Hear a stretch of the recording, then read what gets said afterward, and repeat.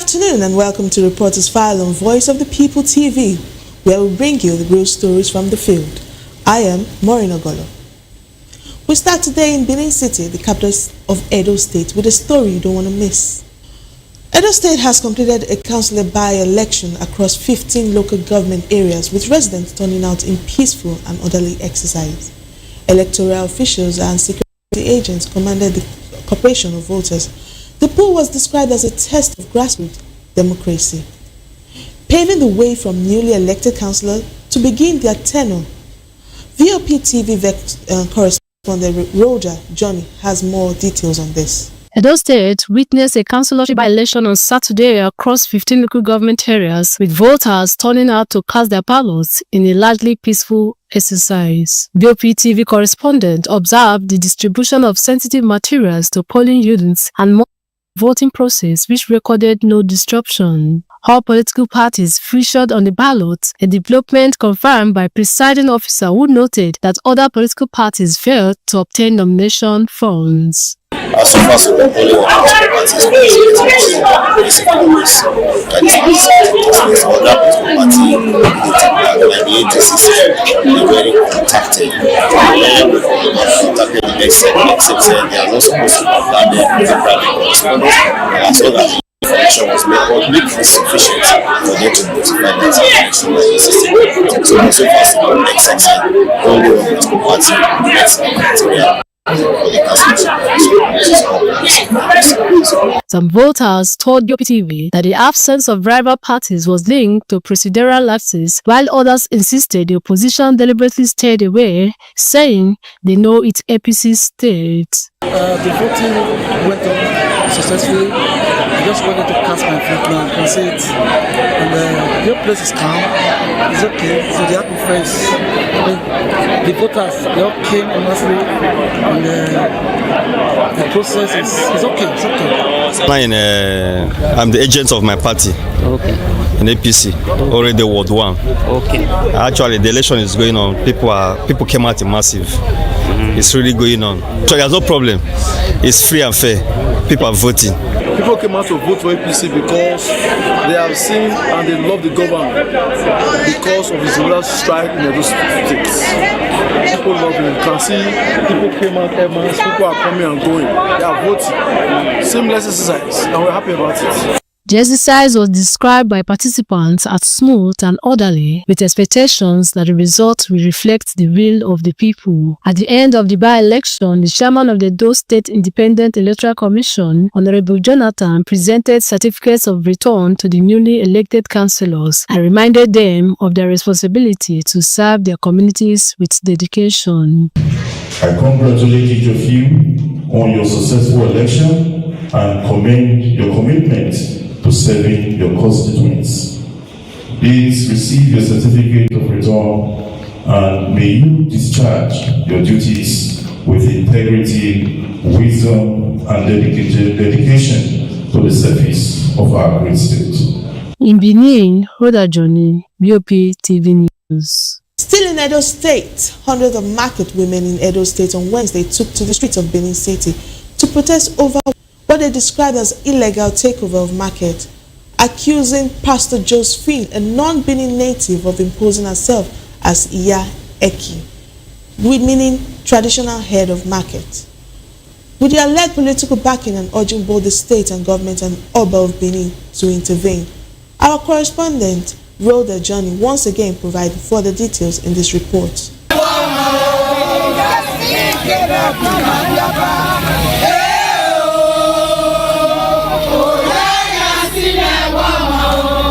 Market women in Edo State on Wednesday staged a protest in Benin City over the alleged illegal takeover of markets, calling on the state government and the Oba of Benin to intervene. The protesters accused one Pastor Josephine, a non-Benin native, of imposing herself as Iyeki, traditional head of markets, with alleged political backing. They alleged that she extorts traders and deploys thugs to enforce levies. Carrying placards, the women marched through major streets and visited the Government House, the Oba's Palace, and the Nigerian Union of Journalists Secretariat, where they were received an NUJ representative.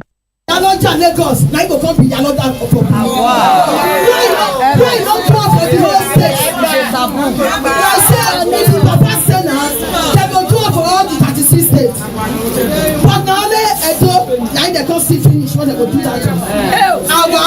We not join our not talk. How much less we go join am? If our Oba say yes, make the carry go, we go join am. But this one, our Oba no know this. 1.5 when person when he want carry, he go pay. Then so go back out. Una go hear the fight when they fight for Oba, when they back out by everything. No, we will not agree. No. So far, it's true, and also get back to you. Please, we want to appeal to every one of you to go about this protest in a peaceful manner and do not allow it to be adapted by hoodlums. We once again thank you and welcome you to this place.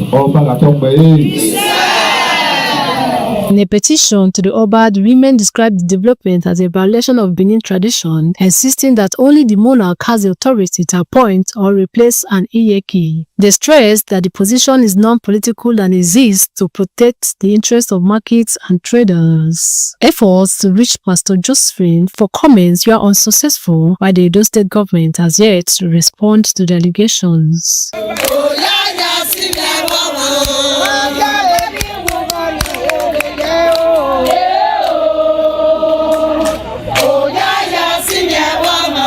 In Benin, Brother Johnny, GOP TV News. Next up, we'll take you to Anambra State with more important news coming your way.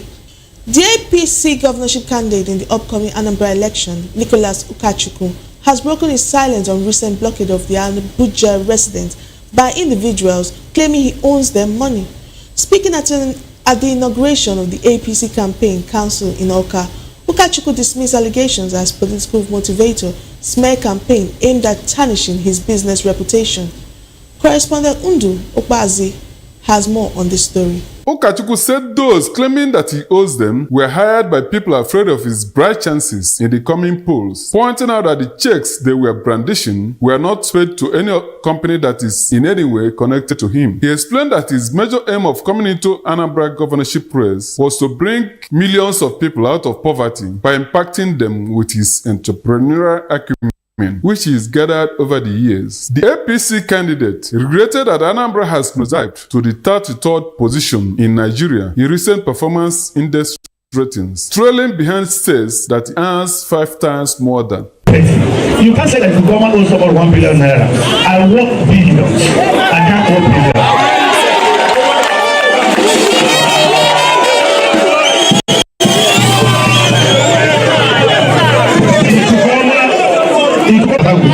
He has been publishing where they pay him money. Go and Google that company they pay money.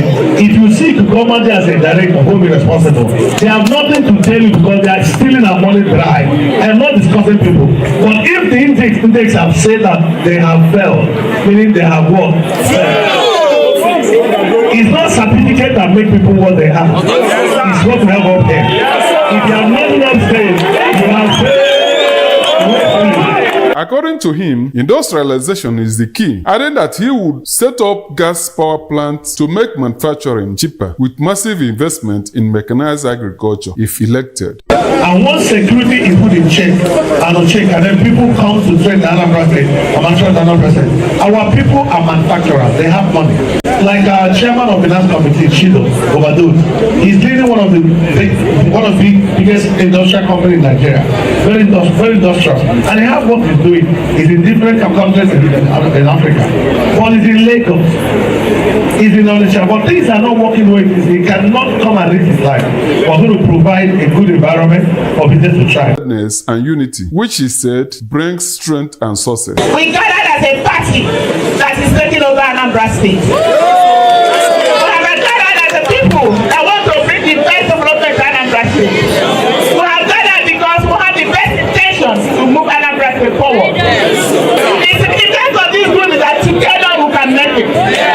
Not one person, not to the majority of us. When all of us come together, when all of us stick together, when we stand together, when we step together, we will win together. The zonal vice chairman of the APC, Chief Oroebunem, and the Anambra State Party chairman, Chief Basil Ejidike, said the inauguration of the campaign council is for select leaders of the various subcommittees, which will be cascaded down subsequently. According to them, the 5,072 polling booths in the state have APC presence, hence their grassroots strategy. Adding that the combination of Okachukwu and Uche Ekwunife was a winning ticket. Honorable Dozie Ikedefe Jr. was unveiled as the Director General of the campaign organization. Ndu Opaleze, VOP TV News. You're still watching Reporters File on Voice of the People TV. We'll be right back with more stories. Please stay with us.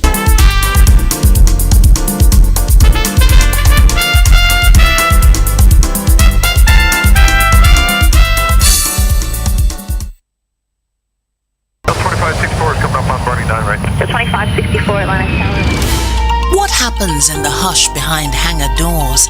Who signs the papers that gamble with lives? Which truths were grounded before they even ever had wings? If you've ever buckled a seatbelt at 30,000 feet, if you've ever stared out of that tiny window and wondered who's really in control of the skies, it isn't just flight, it's power, it's politics, it's pressure sealed in steel. We're peeling back the clouds from runway risks to sky-high secrets. We're diving deep where most dare not to look. Aviation Scope, every Sunday at 7 p.m. only on Voice of the People TV. We don't just report, we reveal. We don't just ask, we uncover. Because when it comes to the skies, ignorance is turbulence. Aviation Scope, the sky isn't the limit, it's just the beginning.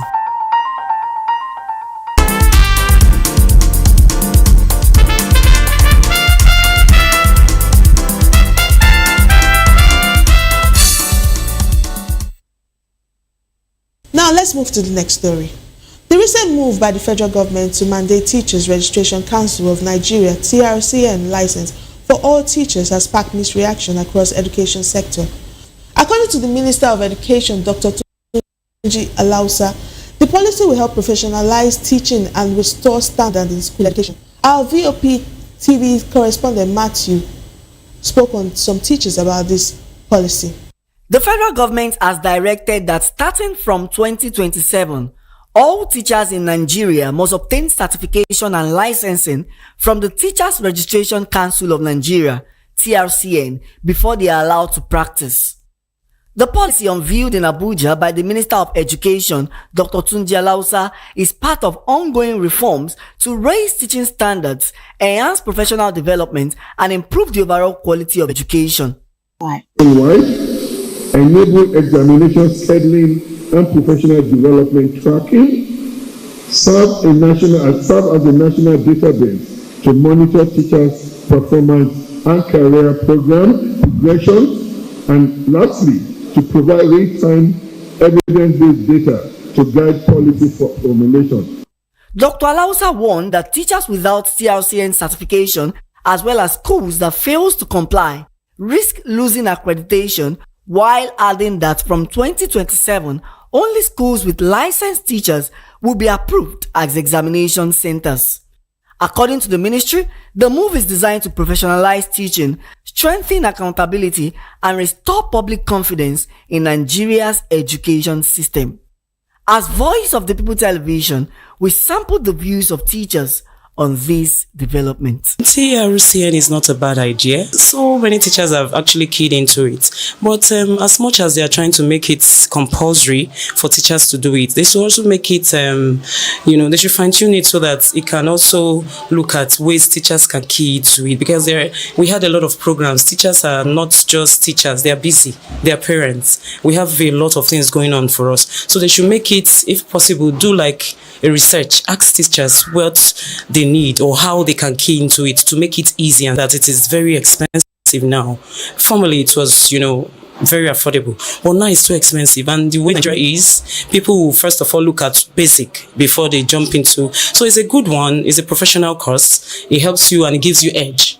So why not? If not, teachers should key into it. It helps teachers to be the 21st century teacher. You know, when you are not a 21st century teacher, you find it difficult to impart knowledge to these ones.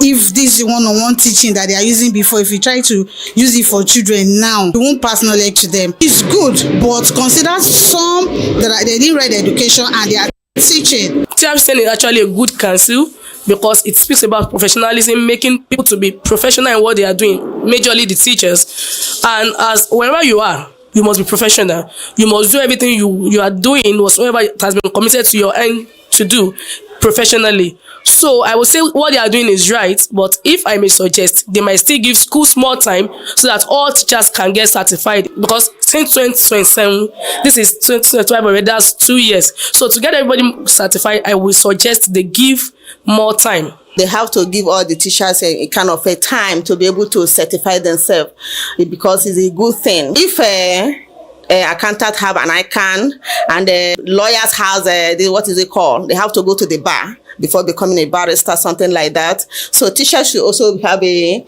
license program that will also make them a professional in their field.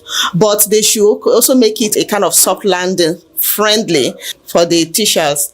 So they also have to make it soft, and I learned that the prices has also on a high side now. So if they want to really want many teachers to queue into that very noble idea, they have to also do the price.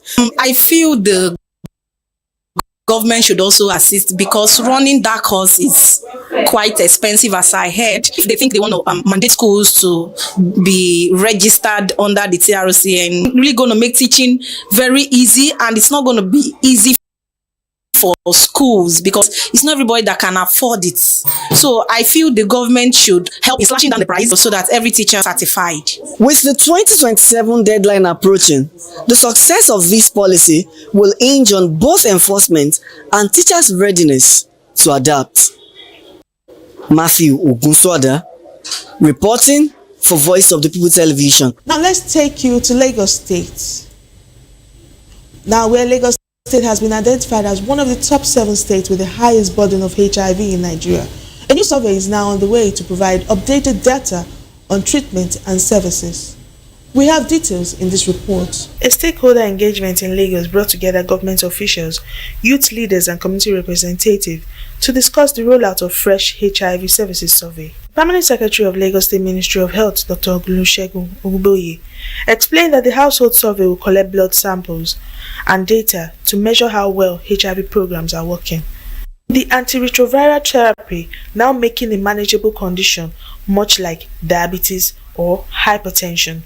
Program Coordinator, Lagos State AIDS Control Agency, Oladipupo Fisher, said Lagos has prevalence rates of 1.4%, one of the highest nationwide. According to him, over 135,000 people in Lagos are already receiving AIDS treatment, a figure that highlights both the challenge and the progress made. Lagos State has a prevalence of 1.4. The disease burden in Lagos, the last survey that was done in 2018, the NICE, Nigeria Indicator and Impact Survey, has Lagos as one of the 7 top states that are having the highest burden of HIV and AIDS in the country.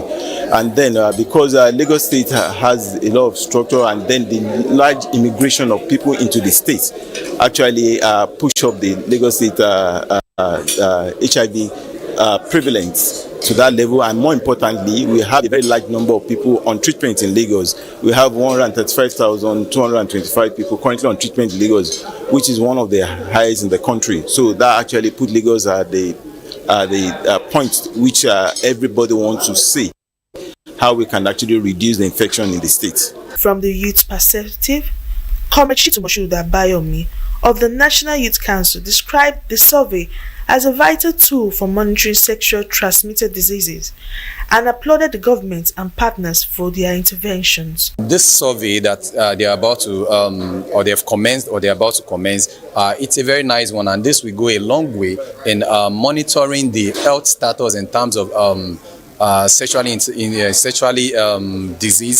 transmitted disease in Lagos State and Nigeria at large will help us monitor the level at which we are and the solution we have been provided, and to let us know the way to resolve more on the issues that we've actually are in AIDS and HIV. While stakeholders expressed that HIV could be eliminated in the near future, they urge caution, warning goals require sustained action and commitment. The survey is expected to provide fresh data that will guide more effective strategies against HIV and AIDS, not just in Lagos, but across Nigeria. I'm Onyeka Ogolo, reporting for VOP TV.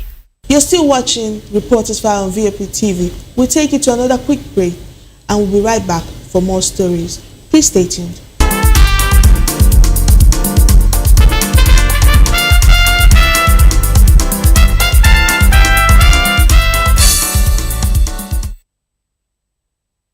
Are you ready for the extraordinary? Something big is happening on your screen.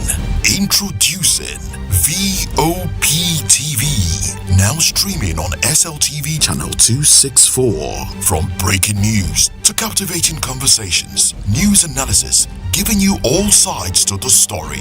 We bring in-depth discussions on the issues that matter, from politics to sports, entertainment, and lifestyle. VOP TV on SLTV channel 264. Join us as we redefine what television means to you.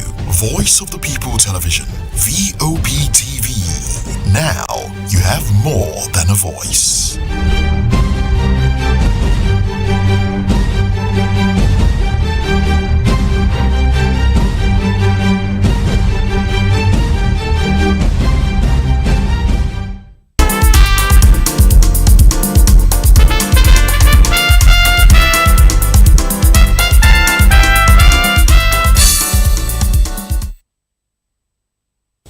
Welcome back. Agriculture remains the central to Nigeria's economy, yet the sector continues to face major challenges. At the recent Agric SMEs networking event in Lagos, stakeholders, experts gathered to discuss stronger policies, better funding, and the future of small agro-business. Our correspondent Grace Peters reports on this. Despite being Nigeria's economic backbone, agriculture still underperforms. At the Agric SMEs networking event in Lagos, stakeholders called for stronger policies, better funding, and sustainable partnerships. Agra Country Director Rufus Idris highlighted post-harvest losses, costing Nigeria over $10.3 billion annually, and an over-reliance on imported equipment as major setbacks. We want to unlock finance. You are a business person, it doesn't mean that you have all the skills that is required to unlock money. We're tired of hearing that Sweden have all this money here and there and there. How much has been used? How much has been drawn down? Less than 10%. We're not happy about that.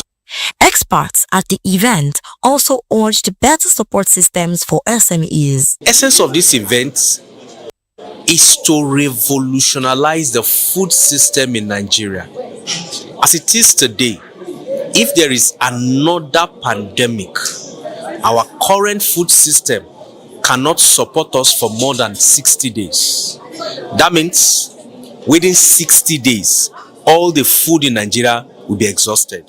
Agriculture is the pillar of the world economy, right? So aside providing food security, agriculture remains one of the channels that millions of the world use in advocating for food, making sure that they are not just ready, right? Not just ready for an economy that is going to boom, but have that security of mind that the world is going to grow and we are guaranteed that there's food on the table for everyone.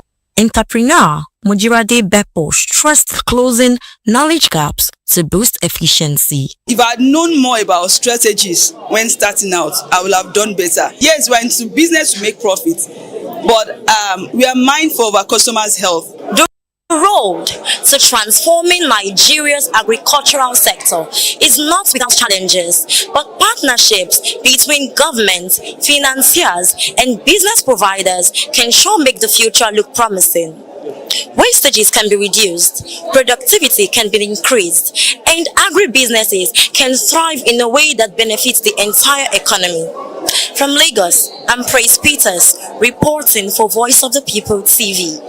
That's all for our Reporters File today. Don't forget to subscribe on our YouTube channel. We are the Voice of the People TV, and follow us on our social media at VOP TV Live. If you see news happening near you, we want to hear from you. Send us your reports, photos, or videos via WhatsApp to 0814-606-4057. You can also email us on our newsroom at news@voptv.ng.com. I am Maureen Ogolo. Thank you for watching.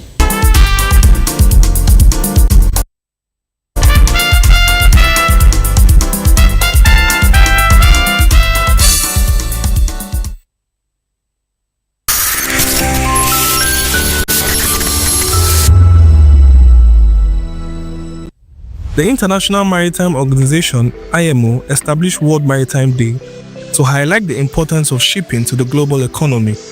With over 80% of world trade carried by sea, shipping remains the backbone of international commerce.